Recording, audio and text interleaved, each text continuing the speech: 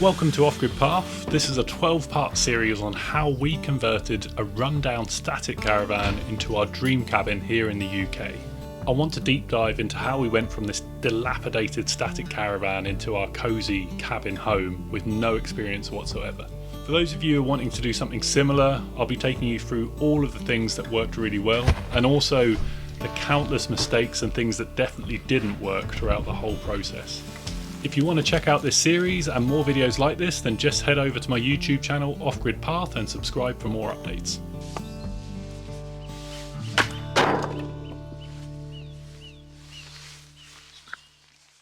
Welcome to part 7, where we'll be carrying on with the kitchen and a bit of laying flooring in the kitchen and lounge area. So just bear in mind at this point we're at the beginning of December, probably around the 5th of December, with the aim to move into the cabin by Christmas. We wanted to be in there for Christmas Day, so time is really running out and I've really cranked up the effort to get everything done in time, but it really was cutting it tight. So in this episode, just sort of started carrying on with the kitchen build. That was probably for me the biggest project out of the whole cabin build.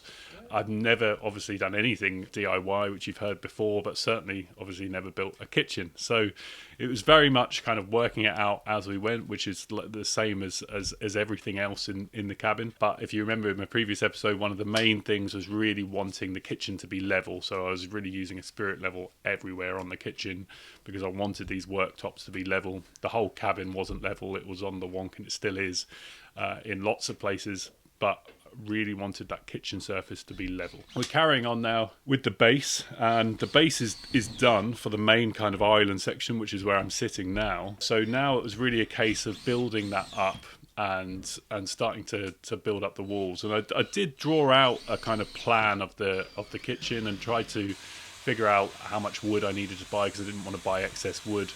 I made a decision to buy CLS. It's like stud wall, kind of standard stud wall timber called CLS, and it was about £3 a length. Can't remember exactly how many lengths I needed, but you can see in the video me using it. It's this kind of, it was actually the first time in the build working with brand new timber, which was just really nice because before, as you've seen, we were using a lot of refurbished wood, denailing it, cleaning it up. You know, some of it was in a state of disrepair, so that added time to the whole build because you're not dealing with new wood. It was obviously a lot cheaper, and it's nice to reuse wood and repurpose wood, but it does add a bit of time to prep that wood, denail it, and get everything sorted. So for the kitchen build, to use the CLS was actually really nice. It was a nice feeling because every bit of wood you've got, you know, it's straight, there's no nails, it's clean to work with. It also from a sort of psychological standpoint just makes you try a bit harder because it's a brand new bit of wood that you've paid for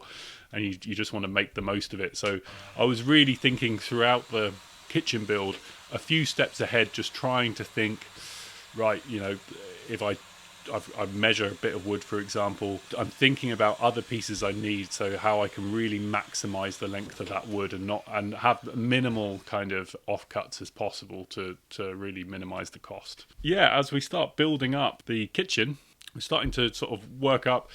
And like I said before, the kitchen was very much structural, so we were drilling that into the side wall, and it was one of the only sections in the cabin that I didn't put up stud walling. So that wall on the side of the back of the kitchen was still quite weak. When I say weak, it was compared to how it was when we, you know, other bits of the build where we've put up stud wall, it really strengthened everything up. So it was still quite a compromised area, and I was conscious of that. I didn't want to put up a full stud wall there because I knew the kitchen would do a good enough job at really strengthening that wall, because it's a huge L shape, kind of almost spanning the width of the cabin, and it has provided a huge amount of strength to that wall. So, you know, that was one of the parts of thinking to make the kitchen almost structural. But it wasn't necessarily a difficult process to build the kitchen. I didn't find it hugely challenging. I think the most physically it wasn't a big deal. It wasn't very technical to build, but it did involve a lot of maths, you know, and you're I think when you're in a project, your head is so in the game that you've got all of these measurements and you're just very in tune with it because you're you're kind of living it. So there was just a lot of maths going on. There's a lot of I really made a conscious effort to double check the cuts that I was making, because I was paying for the wood. I didn't want to, waste any wood, but also really thinking, right, I'm measuring the height of this, but, bearing in mind there's going to be a bit of OSB that's going to go on top of that. And the OSB is 10 mil. So how high do I want that level to be, based on the fact that, there's a bit of OSB. It's just little things like that. And I know that sounds obvious. I mean, this is, if you're a carpenter watching this, you're going to be screaming out going, well, yeah, of course. But, this is also aimed at people that may have never done DIY like myself. And there's just these little things that, I've made mistakes in earlier on in the build. I just thought, right, okay, I guess the kitchen was almost like my test piece almost, from what I've learned in the months building up to it, doing the cabin. I thought, oh well, this is going to be a thing. When people walk through the door, they're going to see the kitchen, and it's very much a centerpiece of the cabin. So I wanted to do as good a job as I could. As we progressed through, you can really start to see the framework coming together, and then as soon as the framework was going in, I really had a good idea of the size of the kitchen, and it was, really starting to take shape, really. Very basic stud work. I mean, people watching this might think it's overkill, and it certainly is compared to a normal kitchen unit. And I would like to touch on, why didn't we get a prefab kitchen that you get from IKEA or something like that? And that was definitely a thought, and I did have a look into that. But the problem is, those kitchens are made, one, for a square house or space that is true and level, which this cabin very much isn't. And also, cost wise, you can get cheap versions of those. You don't have to spend a huge amount of money, but I knew I could make it cheaper. And also, I just wanted to make it bespoke, and I just wanted to give it a go. I didn't want, we'd spent so much effort kind of renovating this. I just wanted a nice rustic kitchen. I didn't want something that was very clean, finished. I wanted that kind of log cabin style rustic feel to it. So if I got something from IKEA or Howden's or any of those sort of places, it would have been very clean, and I think it would have really looked a bit odd in the cabin. I think it just would have stood, it just wouldn't have worked. So we just focused on doing it ourselves. So we used OSB for the kind of the lengths for the shelves, if you like. And that was very simple, just kind of jigsawing those out to just get that framework in place, and a lot of measurements, and then measuring it on and drawing it onto the OSB, jigsawing out little bits, and then really crossing our fingers, hoping that I measured everything right and slotting it in. It wasn't necessarily the worst case scenario if it didn't, if it wasn't the neatest thing in there, because essentially it's inside the cupboard. But I did try and get it as best as I could, and most of them turned out to be quite good cuts, to be fair. So I was quite happy with that. The cupboard spaces, you might be able to see in the video, might not, but they're very large cupboard spaces. This is kind of down to the fact that our main island is really wide, which I've explained before. We wanted a really big worktop for sort of multi-use working, cooking and all sorts. The cupboards are really deep, and some people said, well, why didn't you kind of half the depth of the cupboard and have cupboards on both sides? Well, on this side that I'm sitting on, we wanted that to be a bookshelf, so that did take away a little bit of the depth of the cupboards, but we didn't mind. Really, we've only got two main cupboards here for food. We've got the pantry in the corner as well, and that's more than enough. We do have a cupboard underneath the sink, but that's for general under the sink stuff, like washing up powder and that sort of thing.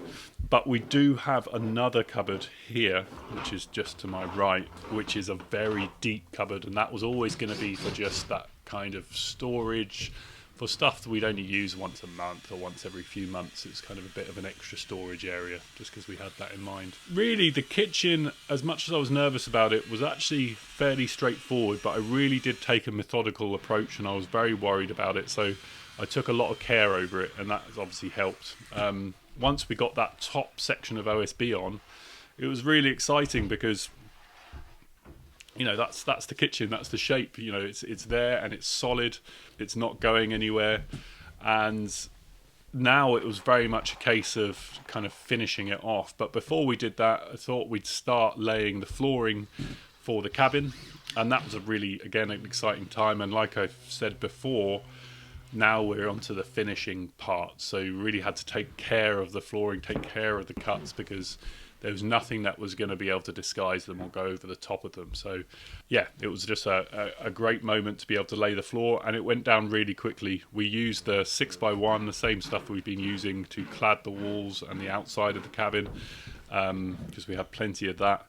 And the floor went down really quickly. One thing I would say about the floor is the 6x1 they're not completely dry. We got them as tight as we possibly could, but we knew they were always going to shrink, you know, and create a gap, which they have. To be fair, it hasn't turned out too badly at all. But we made sure they were as tightly packed as possible. And then, you know, the kind of ensuing months after that with the log burner on, just really dries everything out in the cabin, and these 6x1s will shrink, you know, the width, and out of it probably takes off about 10 mil, really 5 mil either side. On each side will shrink, so in total you'll take about 10 mil off that 6x1. So it's amazing how much it does shrink, and then you get that gap in between. So it's just something to bear in mind. So that really brings us to the end of part 7. Join us for part 8, where we start to put the scaffold boards for the kitchen worktop and start burning that for its sort of finishing touch, which I was really excited about. So you can see that whole process and how we burnt the scaffold board to get that finished look on the kitchen worktop. So thanks so much for watching, and like always, if you do have any questions or anything like that, please put those in the comments below, and I'll do my best to get back to you. And if you've got any kind of value out of this film, a like and a share would be very appreciated. So thanks for watching, and hope to see you in part 8. Cheers.